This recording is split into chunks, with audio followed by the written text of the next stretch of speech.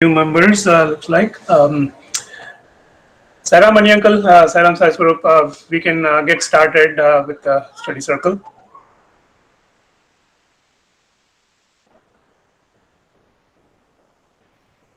Can you hear me, Jaggi?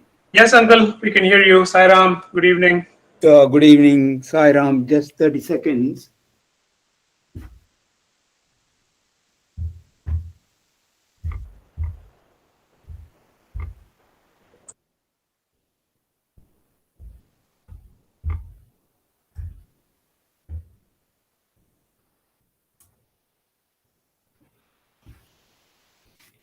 Yeah, appreciate your patience.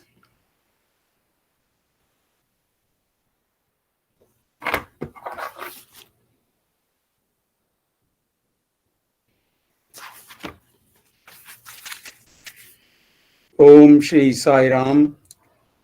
Loving pranams and humble prostrations unto the divine lotus feet of our most beloved Swami, Shri Premasai, seated in the lotus of every one of our spiritual hearts, of all of the assembled devotees.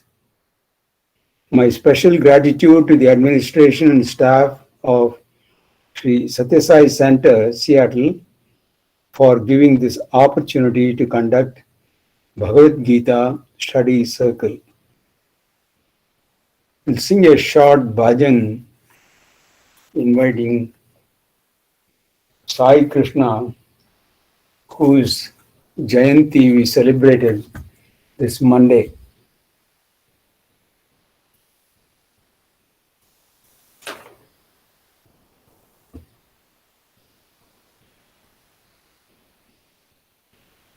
भजो रे भजो साई हरे राम भजो रे भजो साई हरे राम गोविंद गोपाल कृष्ण हरे राम गोविंद गोपाल कृष्ण हरे राम माधव मोहन न हरे राम माधव मोहन न हरे राम भजो रे भजो साई हरे राम भजो रे भजो साई हरे राम हे मधुसूदन भव भय भंजन हे मधुसूदन भव भय भंजन हरे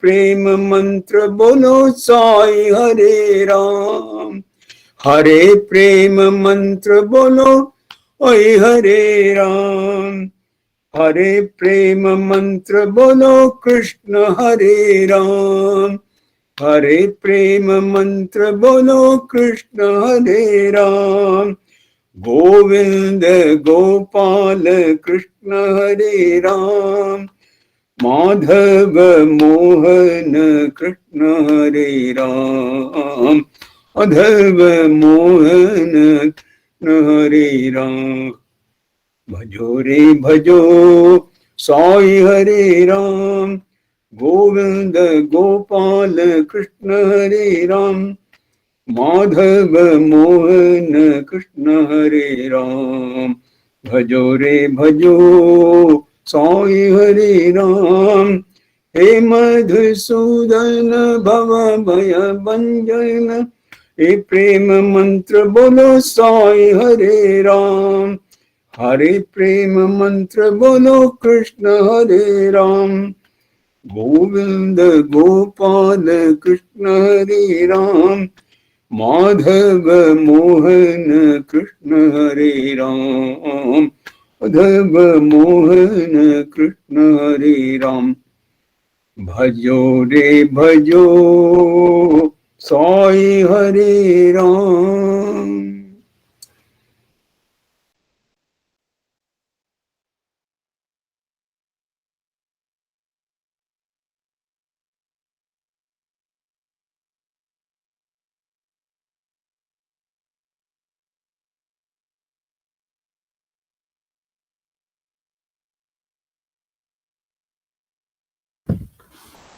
Saira Mama, we can't hear you. How it got. Can you hear me now? Yes, Saira. Okay, I'm very sorry. I didn't notice I don't know how it automatically turned off. I had turned it on in the beginning. Were you able to hear the bhajan? Yes, Mama, we heard the bhajan. Yeah. Does the system turn off the audio by itself? I have to keep a watch on it. Anyway, thank you. So please help me if you find it, if you have a way of turning it on, or give me a message like this. Thank you. So, and I'll follow Sai Swarup's presentation with my presentation on verses 3 and 4 in Purushottama Yogam, chapter 15. With that, let me request in all humility, politeness and obedience, in all love and respect and honor to Sai Swarup. Sai Swarup, please. Sai Ram, Uncle. Sai Ram. Sai Ram. Let me just present my screen. Thank you. Sai Ram. I hope you are able to see my screen, Uncle Sai Ram. Yes, very well.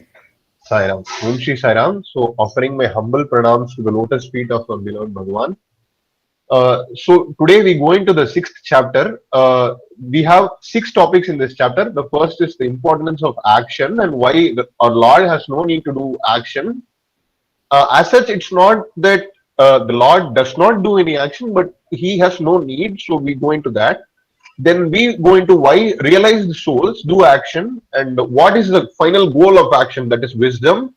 And then we go into the path of wisdom and we go into what the Surya, the sun, the function of the sun and what it represents, that we go into that.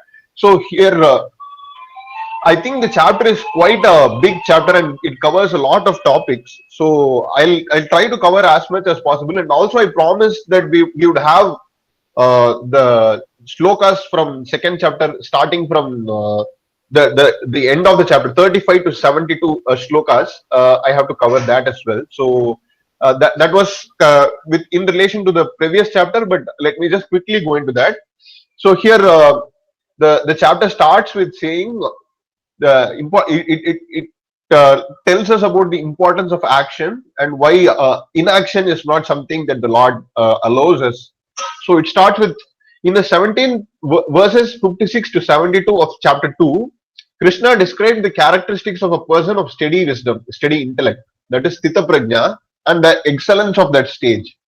Then saying that he himself had established the yoga of spiritual knowledge, the Jnana yoga, for the Sankhyas, and the yoga of action, Karma yoga, for the yogis, as a means of attaining liberation. He spoke of the importance of action. Everyone has to bow to the demands of nature and engage in action, karma. It is inevitable. Therefore, Krishna said, do the action that is your bounden duty.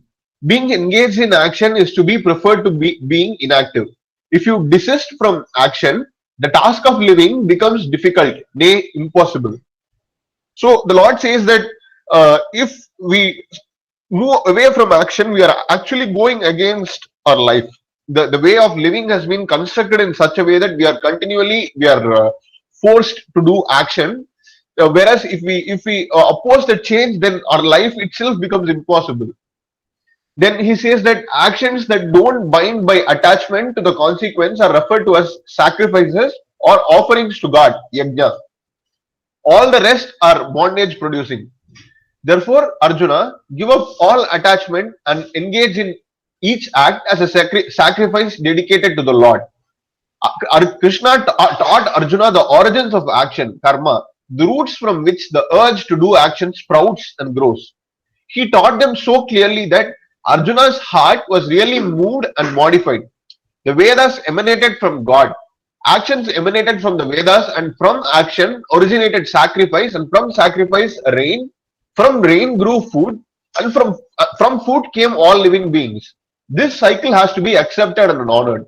So here Swami says that there are two types of actions basically: those actions which bind us and those actions which liberate us.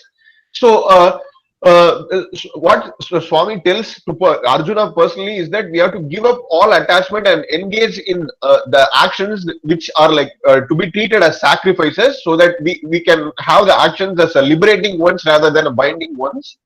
And then he told the Arjuna about the roots of action and why we feel the urge to do the action. And he also taught how from Vedas God came, and from God sacrifice came, and from sacrifice rain came, and from rain food and all living beings. This cycle is something that we have to accept, and we have to continue, make it progress in the in further stages.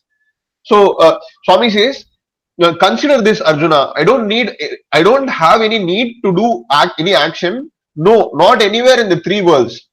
I am under no compulsion. Yet I am ever engaged in action. Think of this. If I desist, the world will be no more. Have steady faith in the Atma. Then dedicate all your acts to me, with no desire for the fruit thereof, no egotism, and no sense of possession or pride. Engage in battle. So Swami says that you have to basically surrender all the fruits of your action to me, dedicate all your acts to me, and have no ego or have no pride for yourself, then go and engage in battle. So here we, in this context, I found these 7 shlokas which are Swami basically reiterates in the chapter 3 of Bhagavad Gita. So actually in this chapter, uncle, I felt that Swami says right from till the 5th chapter, we were looking only at chapter 2 exclusively, because Swami extensively covered Sankhya Yoga there, which Krishna had elaborated in just one chapter. So Swami felt that we in this period of time, maybe Sankhya Yoga is something that needs to be impressed upon us in 5 chapters. So then here Swami says that basically he goes from 2nd chapter till the 5th one. So I think we need to take a little bit of time. So I thought I could split this 6th chapter for around 3 weeks, because there are a lot of shlokas which needs to be covered, and a lot of thought process needs to go into this. So that's why I felt this. So here we have verse 22, which says that there is no duty for me. That is, this is from the perspective of Lord Krishna.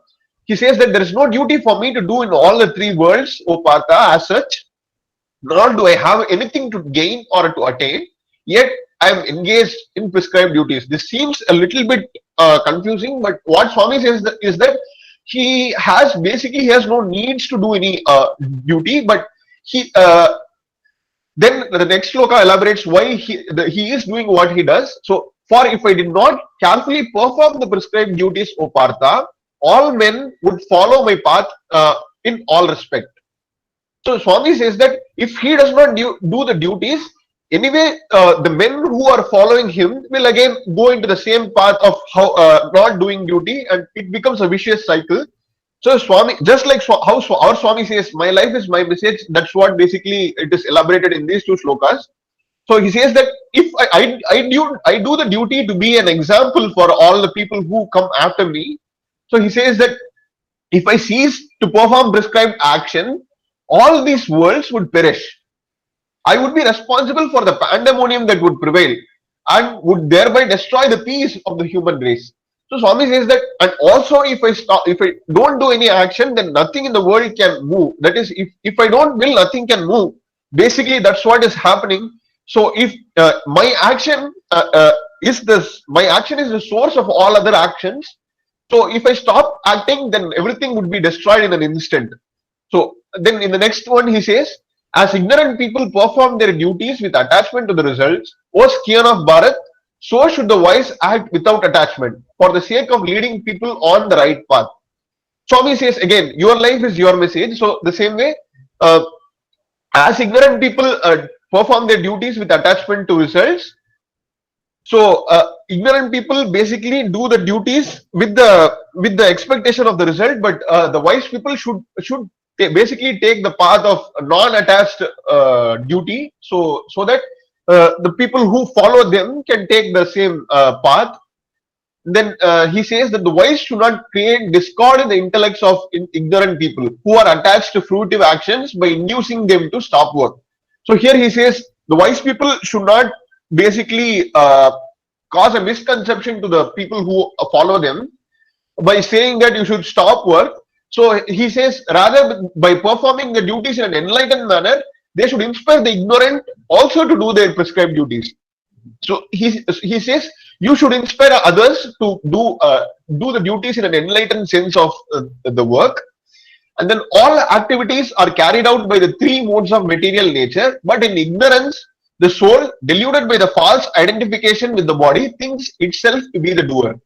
Here he says that we are doing the duties in the perspective of the three modes of nature, but the soul which thinks that, the soul which is deluded by the identification with the body thinks that I am the doer, but in reality, the doer is not the self is not the person who does, but it is the supreme soul who does the work. Then we go into the next shloka. O mighty armed Arjuna, illumined person distinguish the soul as distinct from the gunas and the karmas. They perceive that it is only the gunas in the shape of the senses, mind, etc. that move along the gunas, amongst the gunas, in the shape of objects of perception, and thus they do not get entangled in them. So they say that the people who are illumined or people who are intellectual, they can distinguish the soul as separate from the gunas and the karmas. So they can perceive the gunas as separate from the soul, and they do not get entangled into the worldly attachments. And then he says that those who are deluded by the operation of the gunas get attached to the result of their actions, but the wise who understand these truths should not unsettle such ignorant people who know very little. So Swami says people who are actually deluded, they become attached to the results rather than the actions. Then so the wise people should not confuse them further by unsettling them by saying that saying something like don't perform your work with attachment, so that people get confused and go into inaction. And then in the 30th shloka, Swami says, performing all works as an offering unto me, constantly meditate upon me as the supreme, become free from desire and selfishness, and with your mental grief departed, fight. So he says that do all works with the view that it is an offering to me, and constantly meditate upon me, so that we can stay detached from the fruits of the work, and we can stay steady in our work, and we can fight. So this is what the message which is given by Swami from 22nd to the 30th shlokas in chapter 3. Then we go into the need for action. Swami says, if the wheel of creation is to move smoothly, each one has to keep on doing action, that is karma. Whoever one is, one cannot get around this obligation. Everyone who has achieved the highest wisdom has to observe this rule. Eating and drinking, intake and release of breath, these two are actions. Who can exist without them? You derive benefit from the world and from the community. So do some activity on your part. So some activity on your part is their due. The bliss of the Brahman itself, this whole universe, is speaking a huge workshop. Every human being is a limb in this organization.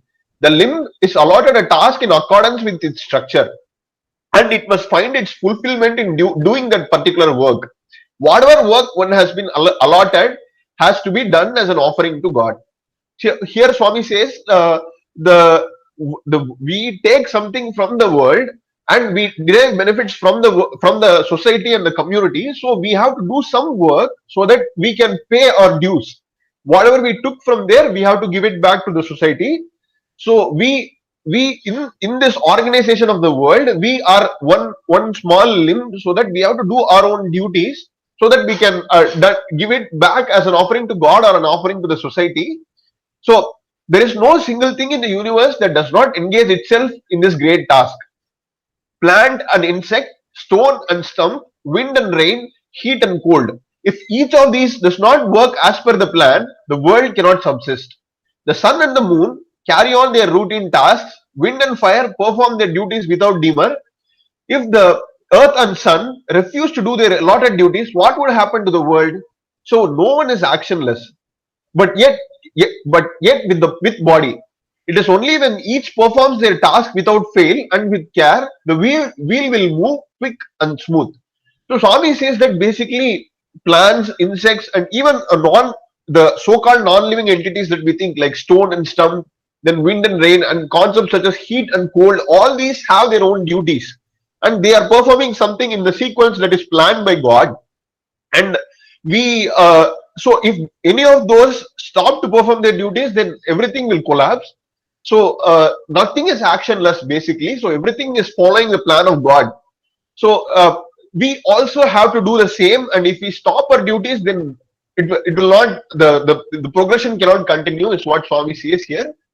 Then at this point I thought of one small story. So generally we see this story as a for in a seva perspective, but in a different perspective I got this. So in Treta Yuga there were a few squirrels who were eager to participate in the divinely ordained task of building the Ramasetu, but what could they do to help? So definitely they cannot lift boulders because they are small in size. The best they could do was pick up a small stone. So what they did was they came up with an idea, so that they were going to roll around in the sand and they get dirty. Then they would go to the cracks in the boulders, and then they shake and they cover the bridge with in the gaps, so that it is all complete and the bridge is full. And then these squirrels kept on doing this. As the squirrels went about their task, Hanuman told the working army to be wary of the squirrels and ensure that nobody stepped on them.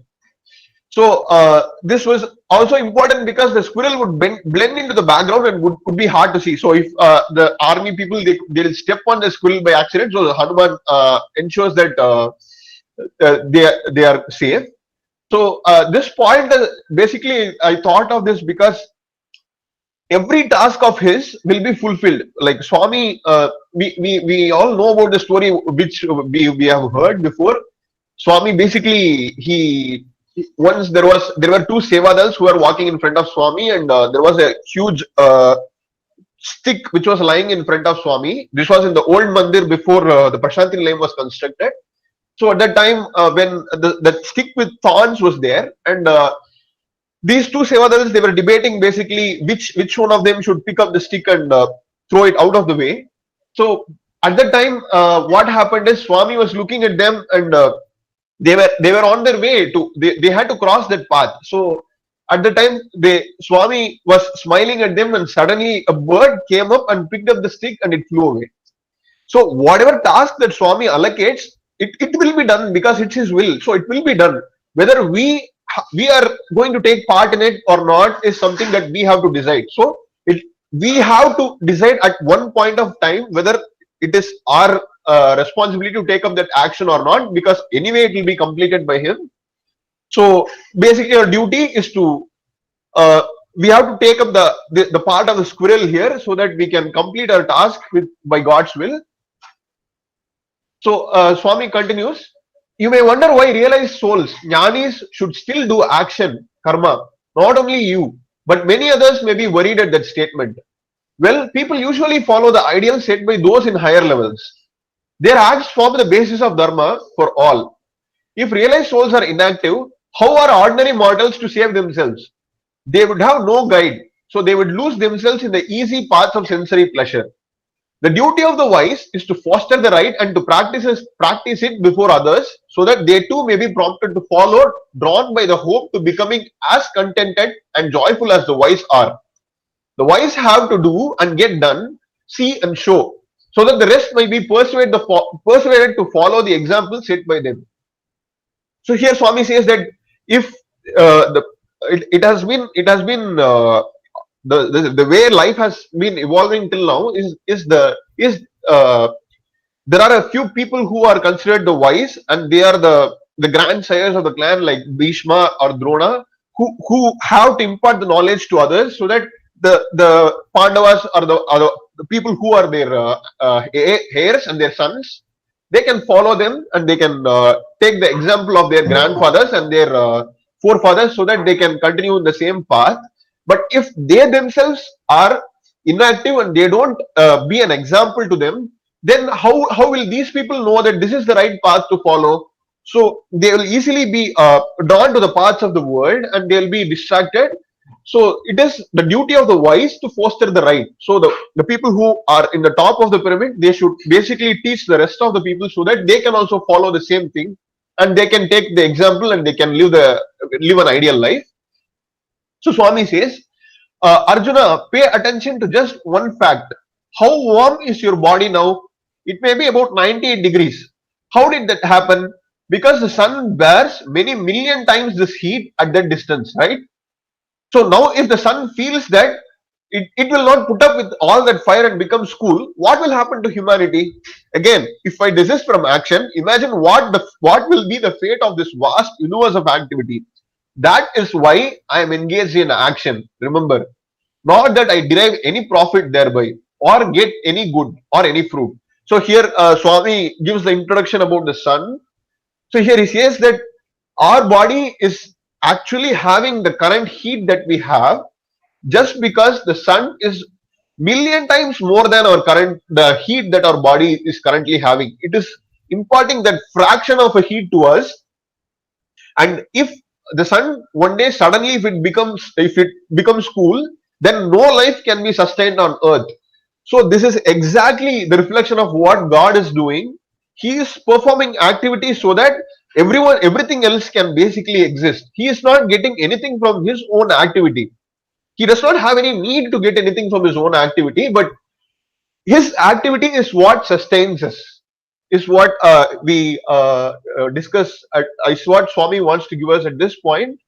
And then, Uncle, I'll just conclude with 39 to 72 shlokas today. The rest of the chapter we can cover in the next week.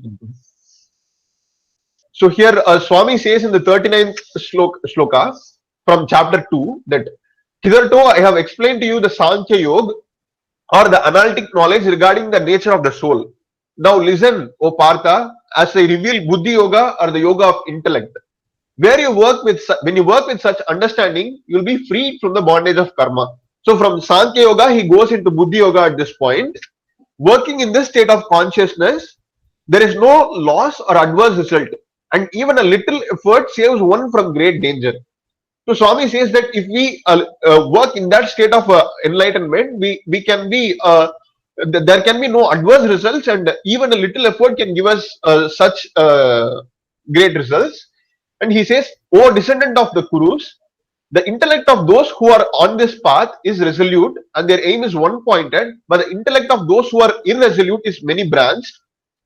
And those with a limited understanding get attracted to the flowery words of the Vedas, which advocate in the ostentatious rituals for elevation to the celestial abodes and presume no higher principles is described in them. They glorify only those portions of the Vedas that please their senses and perform pompous ritualistic ceremonies for attaining high birth, opulence, sensual enjoyment and elevation to the heavenly planets." So here Swami basically says that our aim should not be something like getting a good birth again, to do rituals which elevate us to higher status, and do something that basically give us wealth, which give us more pleasures and more status in life. So that is just people who have a limited understanding. They do those things. And he continues to say, with their minds deeply attached to worldly pleasures and their intellects bewildered by such things, they are unable to possess the resolute determination for success on the path to God. So Swami says that these basically are also present in the Vedas, have everything in them, but these things can be distractions to such people who only want those materialistic things, and they can be deviated from the path to God. And then he says the Vedas deal with three modes of material nature, O Arjuna. Rise above the three modes to a state of pure spiritual consciousness, freeing yourself from dualities, eternally fixed in truth, and without concern for material gain and safety, be situated in the self. So Swami says, rise above the three modes to be become the to attain the state of spiritual consciousness and free yourself from all the dualities and be fixed in the truth. And he says, whatever purpose is served by a small well of water is naturally served in all respects by a large lake. Similarly, one who realizes the absolute truth also fulfills the purpose of all Vedas. Swami says that whatever a small well can give can be given by a huge lake. So similarly, if we go to God, then if we go directly to God, then the purpose of all Vedas can be attained directly. So this can be taken as Swami talks about the glory of Bhakti Yoga more than Jnana Yoga. He says that if we go to God, then if we go to the path of Bhakti Yoga, then Jnana Yoga will automatically it will come to us. And then he says, you have a right to perform your prescribed duties, but you are not entitled to the fruits of your actions. Never consider yourself to be the cause of the results of your activities, nor be attached to inaction. Be steadfast in the performance of your duty, O Arjuna, abandoning attachment to success and failure. Such equanimity is called yoga. So Swami says here that equanimity is basically yoga, and you only have the right to your duties, but you don't have the rights to your fruits of your actions, which is a constant refrain that we'll hear over and over again. And then Swami says, seek refuge in divine knowledge and insight, and discard reward-seeking actions that are certainly inferior to works performed with the intellect established in the divine knowledge. Miserly are those who seek to enjoy the fruits of their works. One who prudently practices the science of work without attachment can get rid of both good and bad reactions in this life itself. Therefore, strive for yoga, which is the art of working skillfully in proper consciousness. So here Swami says that if we are working without the attachment of both good and bad reactions of the work, they can get rid of the karma basically in this life itself. So the detached way to perform work is something that gives us more than what we think. So Swami says the people who are actually Sthita Prajna, or who are equanimous in doing their work, they don't have any karmic effects, is basically he says in sloka number 50. Then Swami says, the wise endowed with the equanimity of intellect abandon attachment to the fruits of actions which bind one to the cycle of life and death. By working in such consciousness, they attain the state beyond all suffering. When your intellect crosses the quagmire of delusion, you will then acquire indifference to what has been heard and is yet to be heard about enjoyments in this world and the next. So here Swami says that once we cross delusion, then we will become indifferent to everything that we think that is important to us. And then when your intellect ceases to be allured to the fruitive sections of the Vedas and remains steadfast in divine consciousness, you will then attain the state of perfect yoga. That is, perfect yoga can be achieved by remaining steadfast only in the divine consciousness and not be distracted by the parts of the Vedas which basically gives us all those the benefits, that the beneficial aspects that is covered in the Vedas. So Arjuna says, O Keshava, what is the disposition of one who is situated in divine consciousness? How does an enlightened person talk? How does he sit? How does he walk? So till now we have discussed about the Atma. Now Arjuna is interested in how an enlightened person can, how he behaves basically, and what are his characteristics. So Swami says, O Partha, when one discards all selfish desires and cravings of the senses that torment the mind and becomes satisfied in the realization of the self, such a person is said to be transcendently situated. So one who discards all selfish desires and all the cravings of the mind and who is satisfied only with the realization of the self, he is said to be the person who is the Sthita Prajna, and one whose mind remains undisturbed amidst misery, who does not crave for pleasure, who is free from attachment, fear and anger, is a sage of steady wisdom.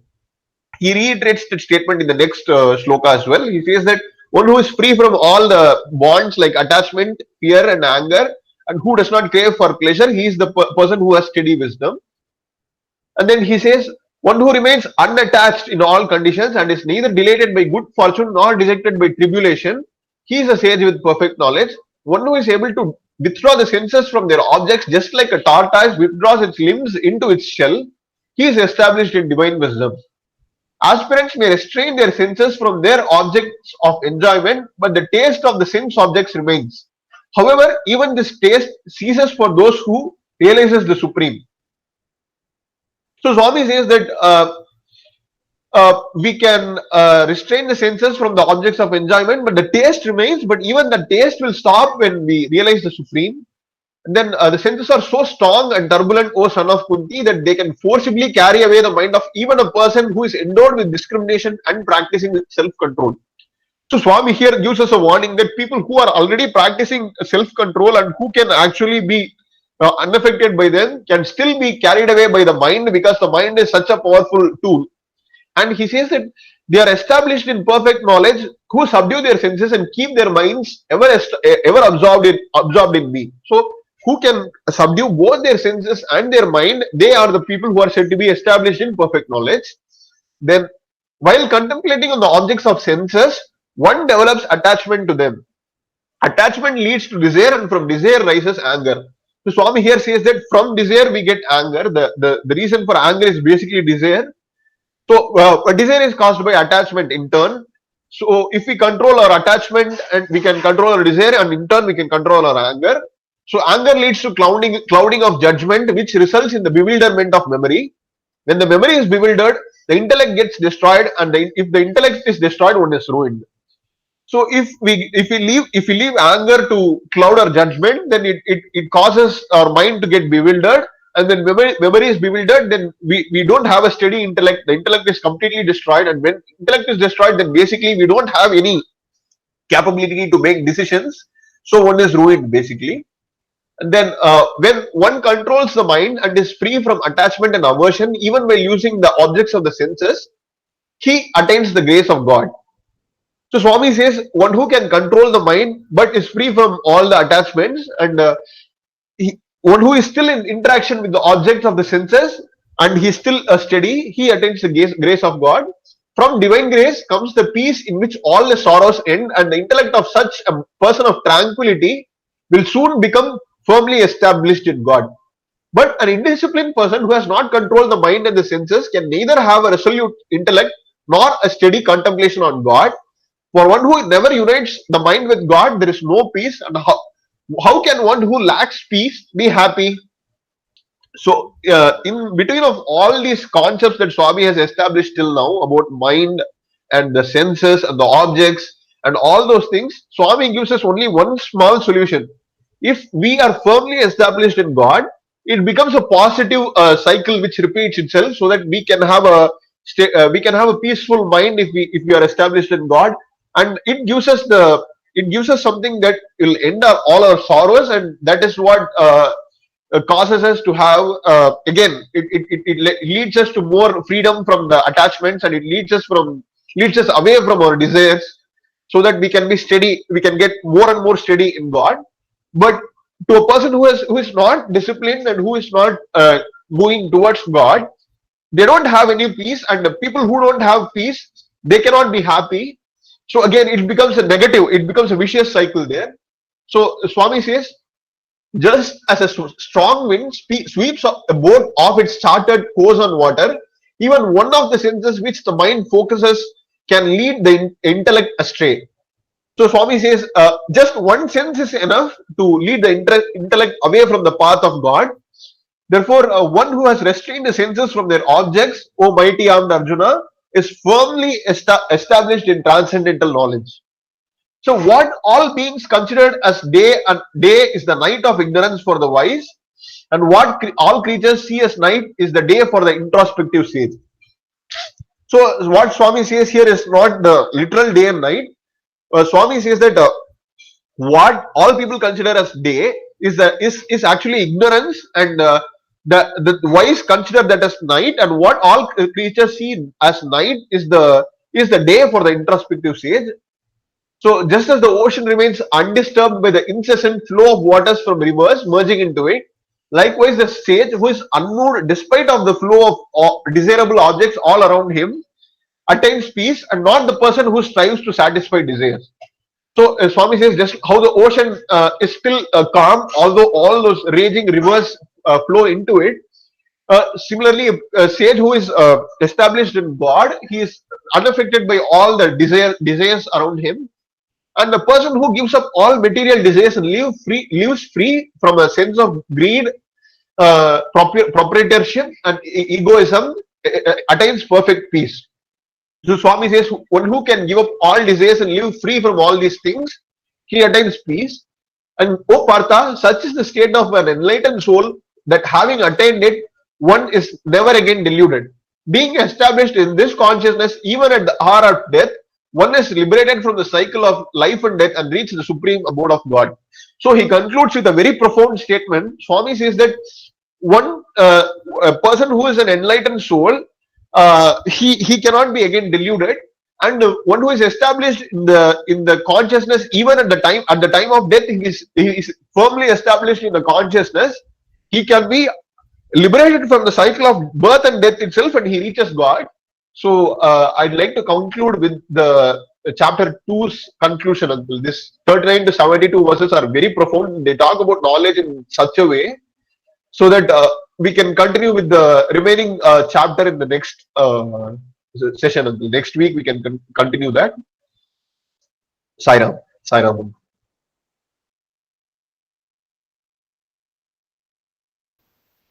It's an excellent rendering of chapter 6 of Gita Vahini. Thank you very much. Let me set my slides up.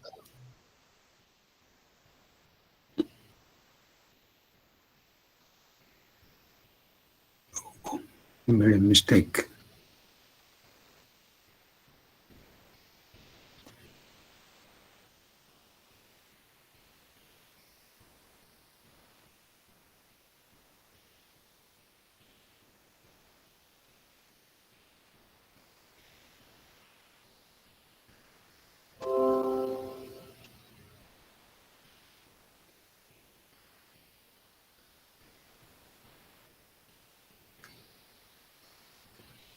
Shri Kumar, is my slide visible?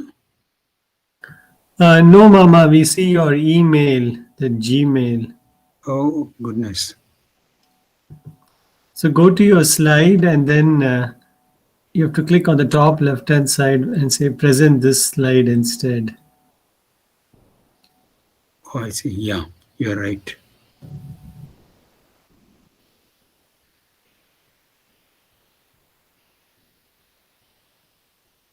Yes, we see your slide, verses 3 and 4.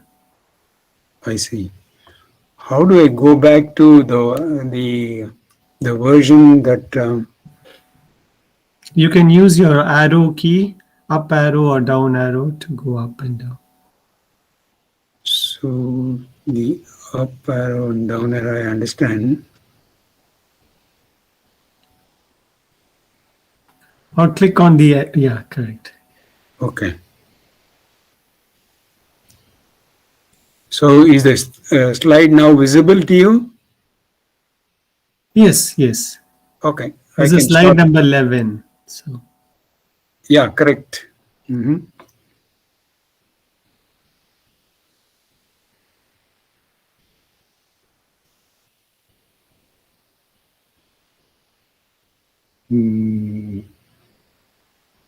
To get the keys somehow.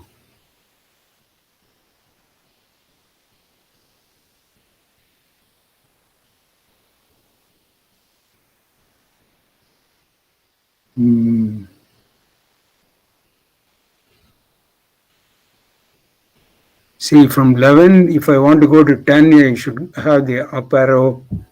I don't see the arrow keys on my...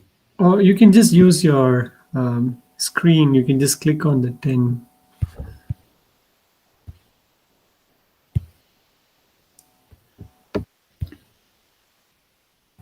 So when I click on this, The arrow is all the way near the shift, space bar and alt, control, and then the arrows.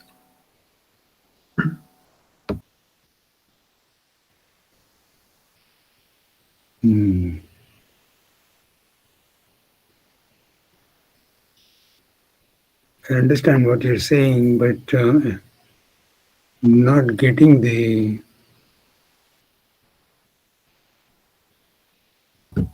No, you can just go to whatever slide you want on the left-hand side, right? So that is what I am not able to get to. Want to...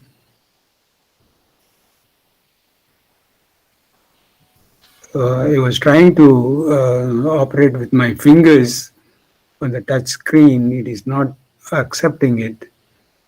So I'm just frozen at slide 11. okay. I want to start with the verse on verse 10, slide 10. So in your laptop, you have the space bar, and then you will see the arrow buttons on just next to it.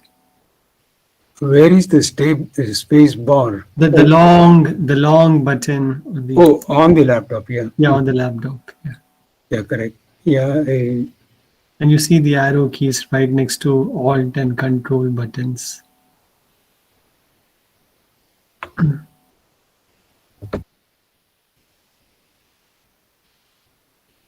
don't know why the arrow buttons are not doing what they are expected to do. Do you want me to present instead? Yeah, it looks like in the way the keyboard, I don't know why the keyboard is frozen. If could you find a way why the keyboard? Try pressing the escape button twice. Yeah. And now try the arrow.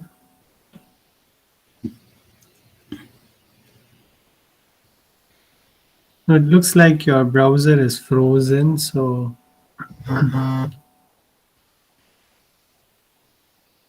shall I present, Mama? Yeah, I think that is the only possibility.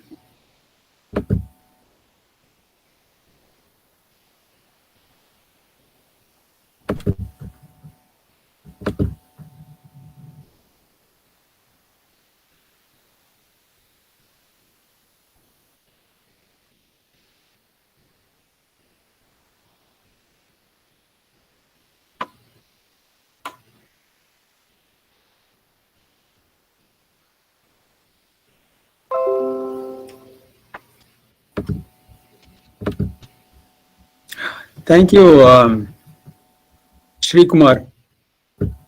I don't know how, it is a miracle of Swami, I guess. Good, my keyboard is operating. Are you able to hear me? Yes, Mama. Sai Ram. Okay, Sai Ram, Jai Sai Ram. Thank God that things are working. I don't know what to say. You are no longer presenting. Yes, are you all able to hear me? We can hear you, but we are not seeing your presentation. Oh, you're not seeing your presentation. Should I press no. Okay, one second. No. Yeah. I see your presentation. Sorry. Yeah. Okay. Go ahead. Yeah. So the audience can see the presentation?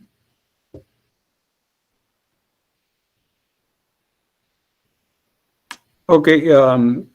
Sri Kumar, chapter 15, verses 3 and 4. Could you play the audio, please? Yes, Sai Ram.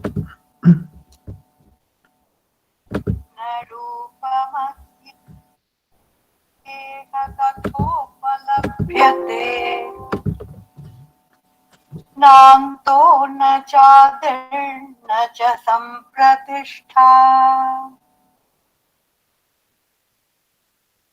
अश्वत्थमेनं सुविरूढमूलम् शस्त्रेण दृढेन छित्त्वा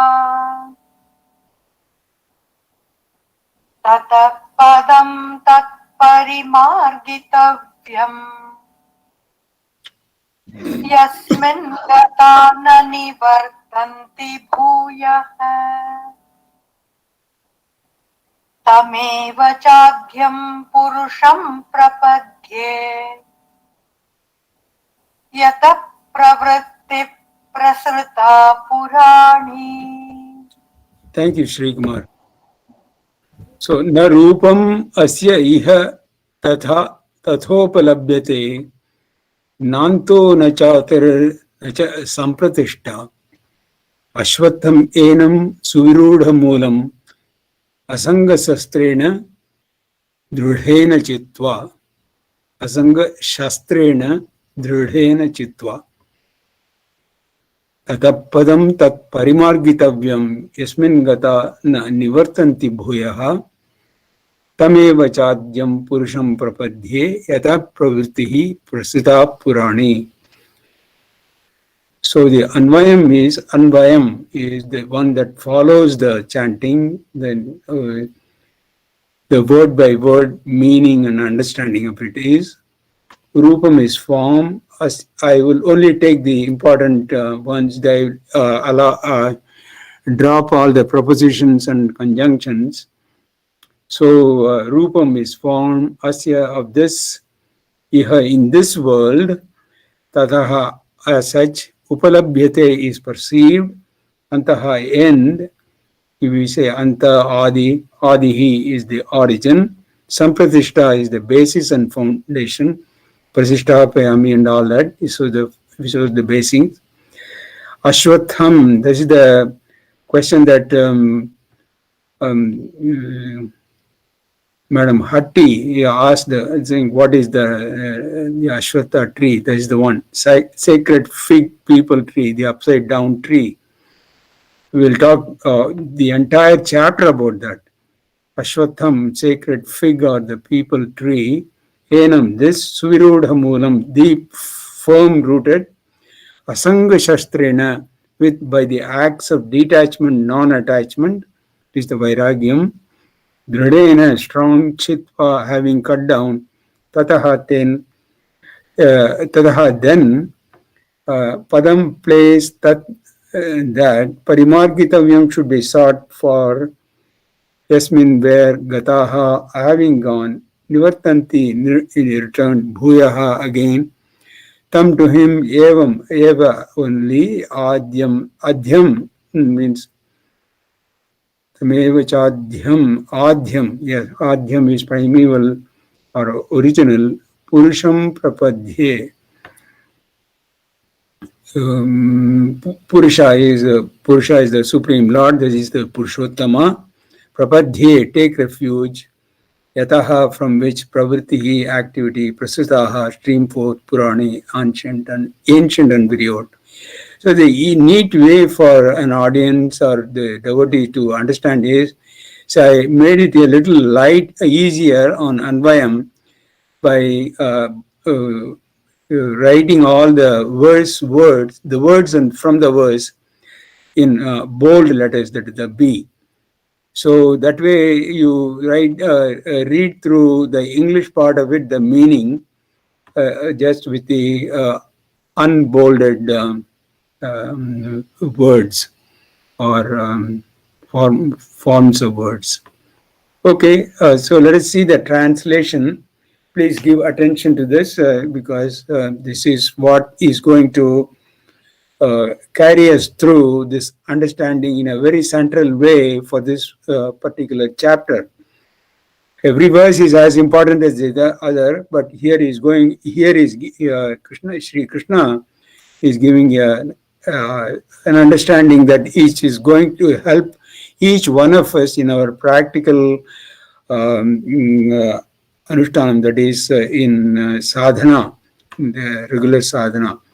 That is, the translation is, the real form of this tree is not perceived in this world. I hope Shada Hatti is also able to find the answer in these translations. The real form of this tree is not perceived in this world. Neither its beginning, nor its end, nor its foundation, nor its resting place, and its continued existence. However, this firm-rooted Ashwataha people tree must be cut down with a strong acts of detachment or non-attachment. Namely, Vairagyam is a Sanskrit word meaning exactly what it says, detachment, non-attachment. Then, one must, what do we do after uprooting this tree of the Ashwatha tree? Then one must search out the base of the tree, that is the goal, namely the Supreme Lord, from whom streamed forth the ancient activity of the universe a long time ago. Upon taking refuge in him, one will not return to this world again. Let me read this translation again, not that you cannot read, but let us read it with an internal assimilation. The real form of this tree is not perceived in this world. That is, if anyone was to run around to find out where is this tree, there is only a tree that we can see with its branches upside at the top, but not the roots at the top, as the Ashwatha tree of the mystical Ashwatha tree that Sri Krishna talks about. So neither its beginning nor its end or its foundation nor its resting place and its continued existence, nothing can be found. We'll be able to very soon understand when we do the commentary that there is it is all the making of each one's individual soul, just jiva. However, this firm-rooted Ashwatha people tree must be cut down with a strong acts of detachment or non-attachment, that is vairagyam. So what does he mean, this cut down of this? That is what he says in that in the verb, in the verse, asanga shastrena, the third verse, you can see in the fourth quarter or the last quarter of that particular verse, asanga shastrena dhridena chitva. Chitva is to axe it down or cut it. Chitva, having cut down, yeah. So asanga is sangha is company or attachment. Asanga is non-attachment. Shastrena, so with the axe, that is the shastra is a tool. So shastra can take a meaning depending upon the context of where the shastra is. So shastra in this context is a tool, the axe. So yes, dhrudena chitva, with a determined mind, chitva having cut down, that is to be uprooted. So then after the removal of this people tree, upside down tree, then one must search out the base of the tree, that is the goal, namely the Supreme Lord Purushottama himself, from whom streamed forth the ancient activity of the universe a long time ago. Upon taking refuge in him, one will not return to this world again. So let us go to the commentary slide, which is nicely illustrated by Sri Kumar and his family. You can see verses 3 and 4 indicate how we can annihilate the tree and thereby come to experience the pure source of all life's manifestation, that is the abundance of infinite life. So the goal of life is just we all can experience the Purushottama, whose gift is the abundance of the infinite life, and share the bliss of life with him, just like we did on this Monday of this week, celebrating his Krishna Janmashtami. Incidentally, Sri Krishna loves 8 different sweets. So I guess you might have enjoyed those sweets as well. And there is a mystical, magical understanding about the number 8. I will not dwell on that because of the shortage of time. So reading the commentary, let me read the commentary first, and then like Sai Swarup, dwell upon the meaning of each of the lines. So the commentary is, the mystic and symbolic tree of life evidently represents the entire tree of manifested life. The subtle principle of life manifests in different planes in a variety of forms, as perception of the body, emotions and feelings of the mind, as ideals and thoughts of the intellect, and as non-apprehension of the causal body. All these vehicles, see, each one can be a vehicle. let me read through. All these vehicles and their experience upon the limitless life in their totality is the Ashwatha tree. So now you are getting the verbal description of the Ashwatha tree spreading out into all quarters. Actually, you can also see the illustration to the right, that picture that also is giving us an understanding pictorially of the kind of the Ashwatha tree that he is describing in words. Lord Krishna says, very few have the intuitive vision to comprehend them all in one glance and gaze.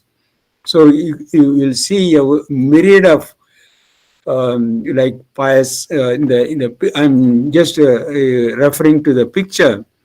You might get lost in the separated objects, and each of these can be one part or the limb of the Ashwatha tree that one has put upon. The tree of life springs from the ignorance of reality.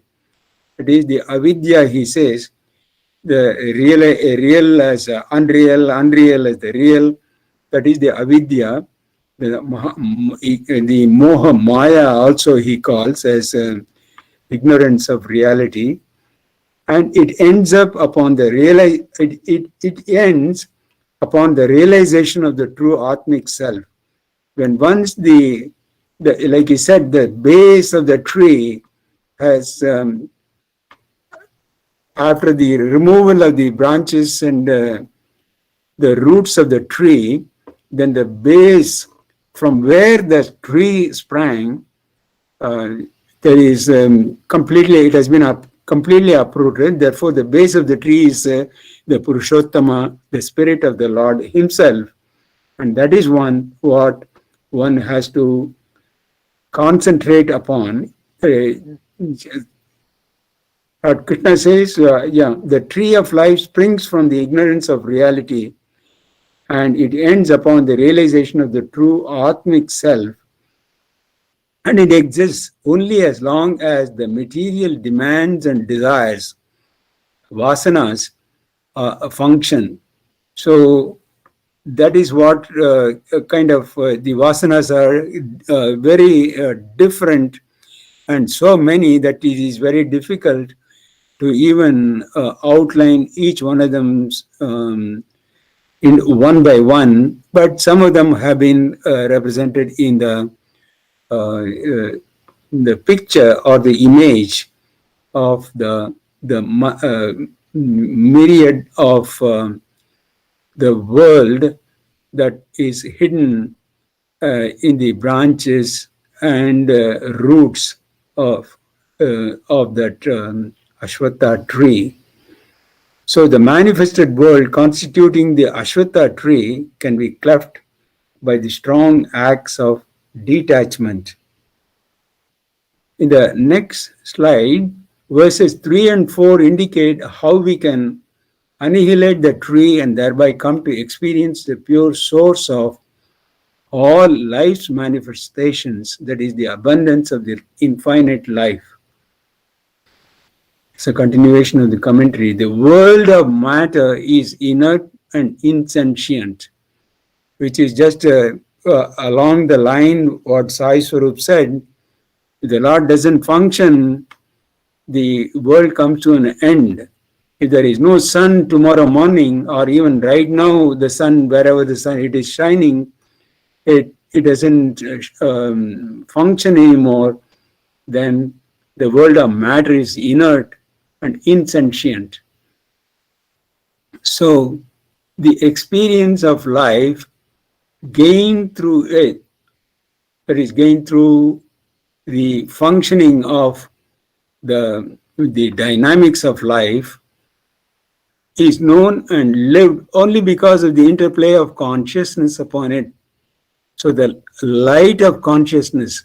So what are they? The energy that supports the that forms the Trishula of the consciousness. Even we chanted Rudram, that is love, light, and life, at least. These three prongs of the Trishula happen to provide the dynamics of life, and thereby the matter gets its ability to become objectivized. As long as the wheels of a car are geared onto the, if we take a simple example of an automobile, so if the power of, as long as the wheels of the car are geared onto the power supplied by the battery and the machine, the source of power in the material world, the vehicle moves.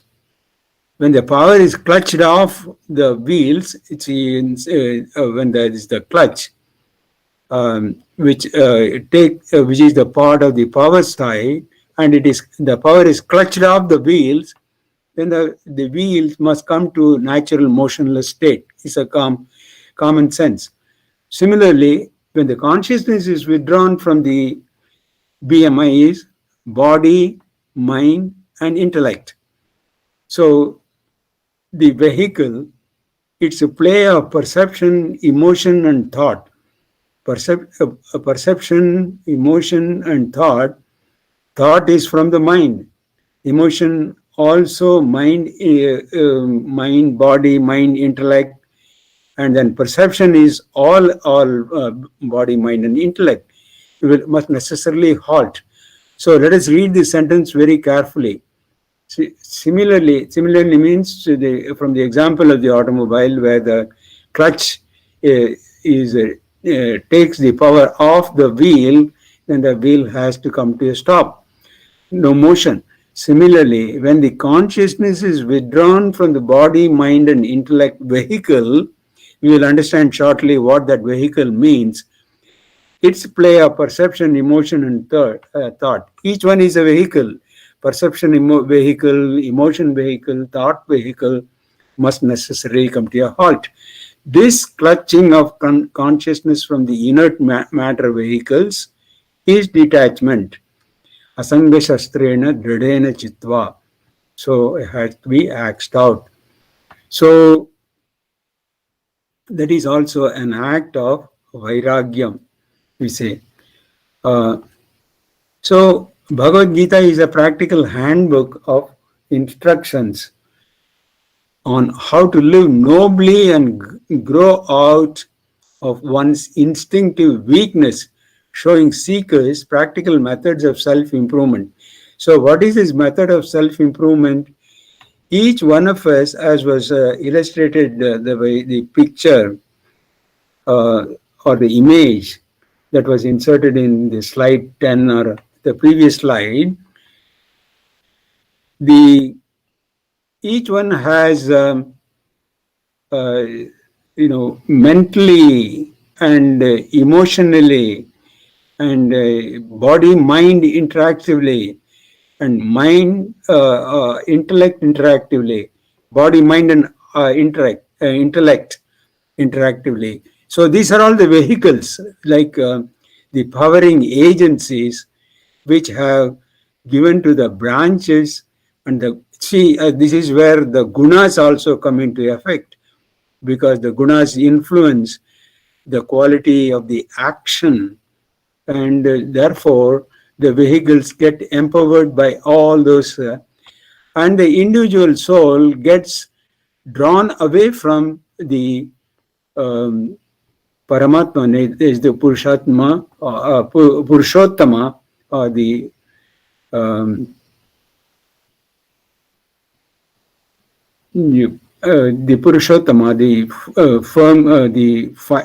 infinite soul.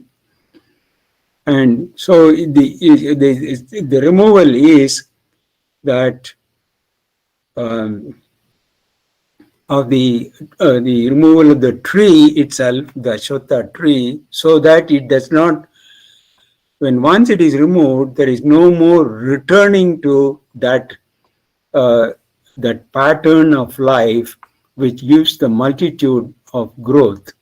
and there it becomes singulated into seeking refuge in that primeval Purusha, that is Purushottama, from whom streamed forth the ancient current. You see, there is the only one, that Purusha is the one that empowers the Prakriti, the world of matter. And from where all this, when I was doing the chapter 2 and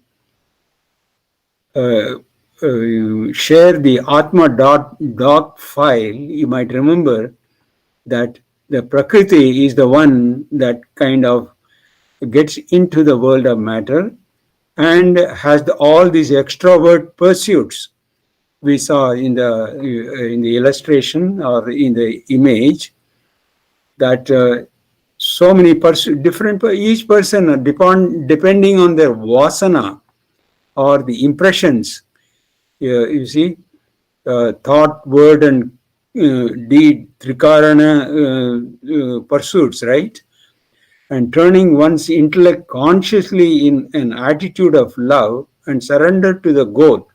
So the goal is sometimes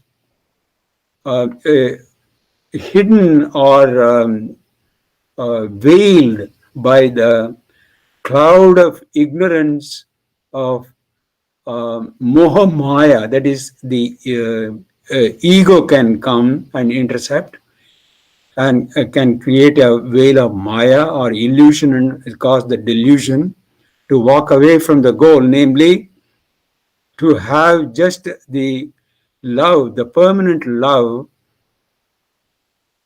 from the source.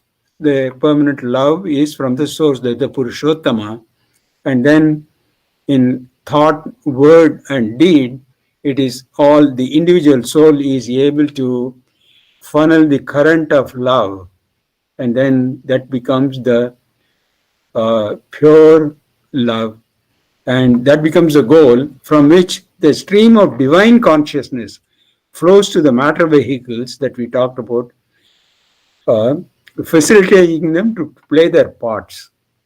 So now we do understand the necessity to uproot the Ashwatha tree and retain the base and go back and elevate our consciousness to the divine consciousness, from which flows from which love flows to the matter vehicles, facilitating them to play their parts.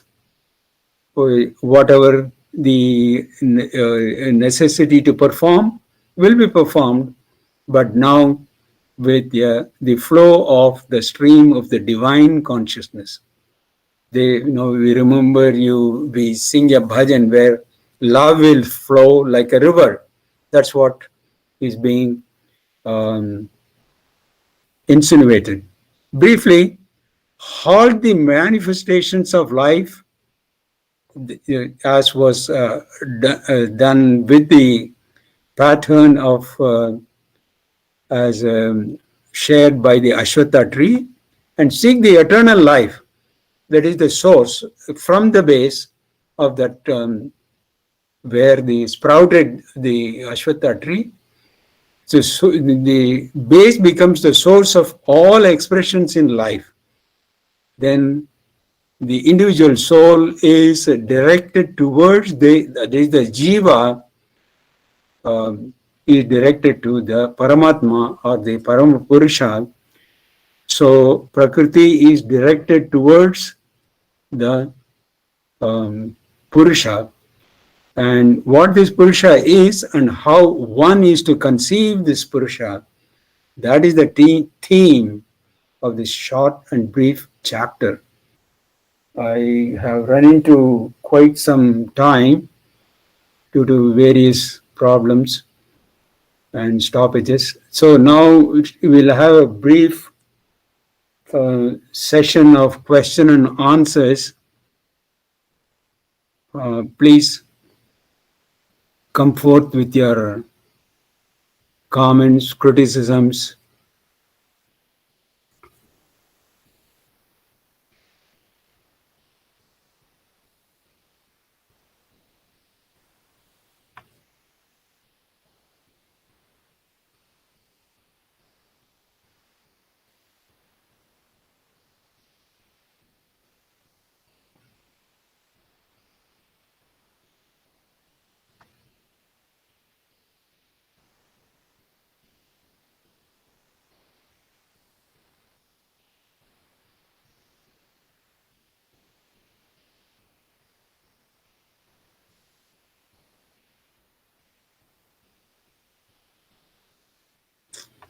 One thing I noticed that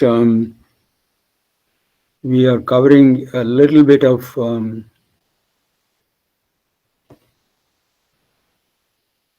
I don't know, we have to please give your criticisms as well. We can use very much.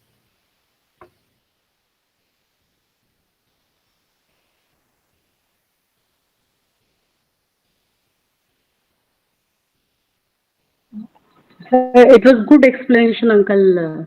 It was clear. You get the understanding of Ashwatha tree, right? Yes, Uncle, yes. Even if you go into the meditation grove or meditation garden, dhyana garden as Swami calls it, there is no, the upside down tree is not there. There is only a tree with its branches up and roots down. And Swami has planted a copper plate with all its sutras, so that when the person, the devotees meditate in that garden, they are able to,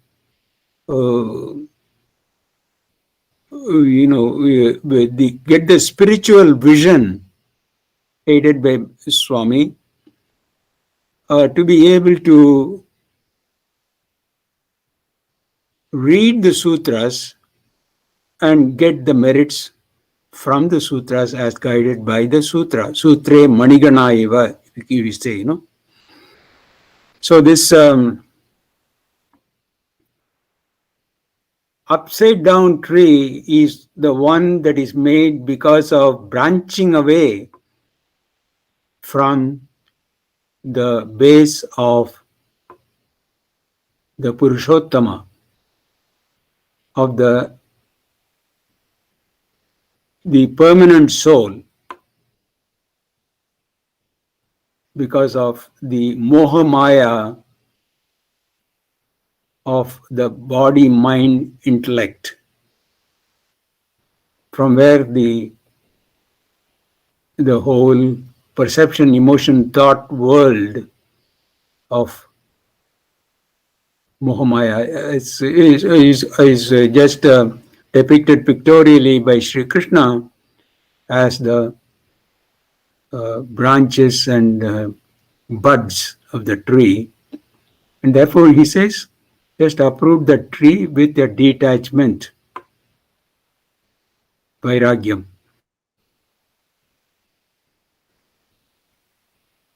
Uncle, where this plate is there? Yeah, the copper plate Swami, before he started the meditation garden, he had the sutras delineated in the plate. There were many. I don't know how many he said. See, for instance, when he does the Akshara Abhyasam in the Prashanti Nilayam, on the slate, he writes the Om, right? He gives it to the child or to the parent to be practiced upon that. That is something, Om is a sutra. So the plate is kept at the bottom or the roots. You can't see the plate. And nobody can see that plate. During sadhana, has to uproot these the growth. Each one has got a set of vasana, impression. Nirvasanena maunena. This is what Bhagavan Ramana Maharishi used to say as his recommendation in his meditation hall. That is, remove all the impression one by one, right? From the hearings, ears, they have certain impressions of likes and dislikes, securities and the insecurities. So, dvesha, raga, dvesha. And so all these pairs of opposites that can be what we call as be standing in the way of the sense being immersed in the silence of the peace and rest of the Paramatma, then the Jivatma, the individual soul, will be able to direct the body, mind, and intellect towards the Paramatma or the Purushottama, which is the purpose of life.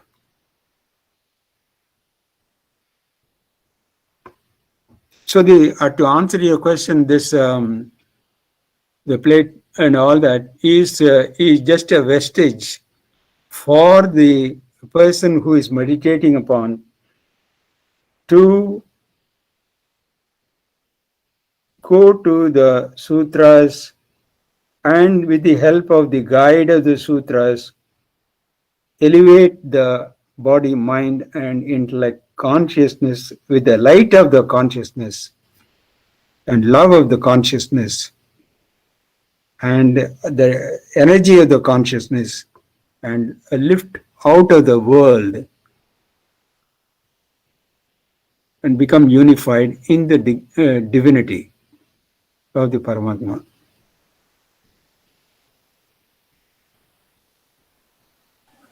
Thank you, Uncle. Sai Ram.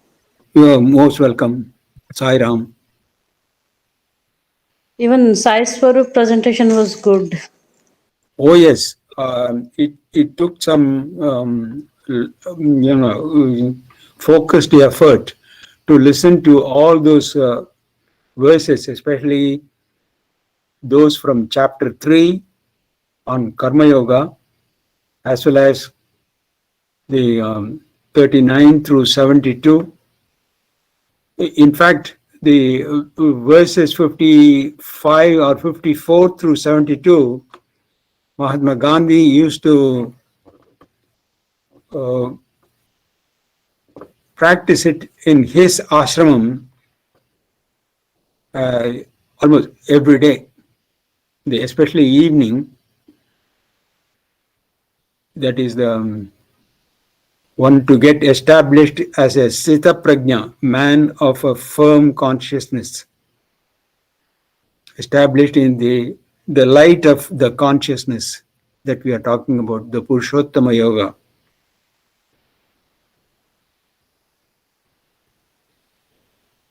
Thank you, Uncle. Thank you, Auntie. Most welcome. Most welcome. I think we should conclude because it's almost 9 o'clock. So let me chant.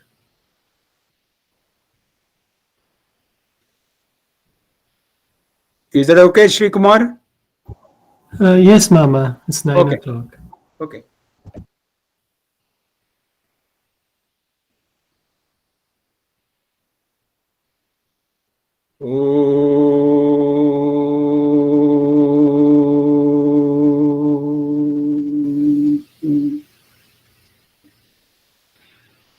Shanti, Shanti, Shanti.